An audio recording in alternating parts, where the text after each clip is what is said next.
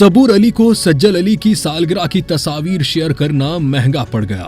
अदाकारा सबूर अली ने अपनी बहन और मारूफ अदाकारा सज्जल अली की सालगिरह के मौके पर खूबसूरत तस्वीर सोशल मीडिया पर शेयर की, जो मद्दाहों की तवज्जो का मरकज बन गई। इन तस्वीर में बहनों के दरमियान गहरी मोहब्बत और खुशगवार लम्हात साफ झलकते नजर आए। सबूर अली ने अपनी तस्वीर के साथ मोहब्बत भरा पैगाम भी लिखा और सज्जल अली के लिए नेक तमन्नाओं का इजहार किया। दोनों बहनों की ये यादगार तस्वीर उनके मजबूत रिश्ते और खुलूस की खूबसूरत अक्कासी करती हैं। सालगिरह की ये झलकियां सोशल मीडिया पर तेजी से वायरल हो गईं। एक जानिब मद्दाहों और शोबिस शख्सियात ने सज्जल अली को सालगिरह की मुबारकबाद दी, तो दूसरी जानिब बाज़ सारिफीन ने दोनों बहनों बिलखुसूस सबूर अली के बोल्ड लिबास को शदीद तनकीद का निशाना बनाया।